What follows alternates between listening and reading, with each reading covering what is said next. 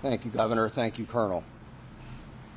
It is a true pleasure to stand here this morning and talk to all of you about bringing this manhunt to a successful conclusion and without getting anyone else hurt, most importantly. None of this would be possible without the support of this team represented by members of various agencies standing with us up here, by others standing throughout this fire hall, and by still more who are out there in the field. So let me give you a few details about how this unfolded. As you know, we have been working most recently in a perimeter established in northern Chester County. Last night, shortly after midnight, a series of events started to unfold.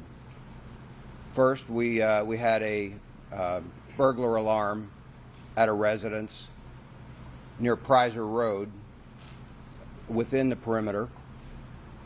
Our people investigated that, did not find Cavalcante there or anyone else, but it started to bring some of our people into that area.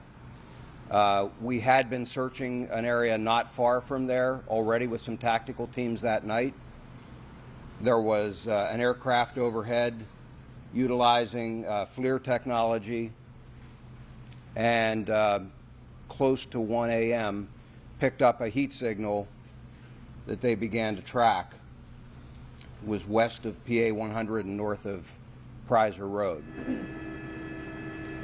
Tactical teams began to converge on that location where the heat source was moving.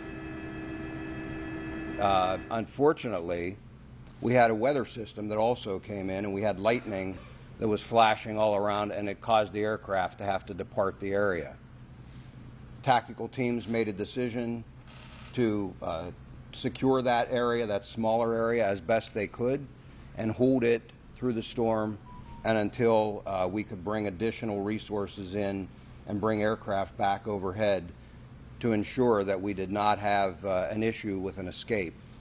That resumed early this morning, and shortly after 8 a.m., tactical teams converged on the area where the heat source was. They were able to move in very quietly. They had the element of surprise.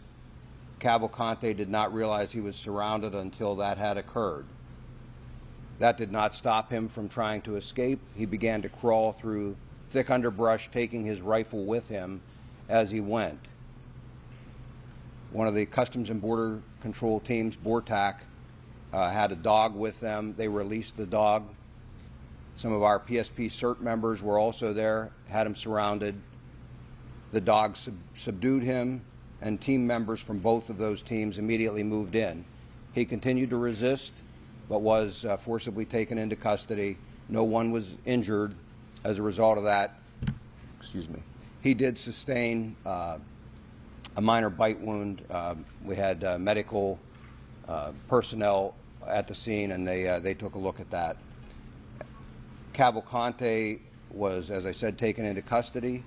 He was transported to our Avondale station for further processing and interview, and he will ultimately be transferred to a state correctional institute where he will be housed and begin to serve his life sentence. In just a few minutes, I'll open this up to some questions.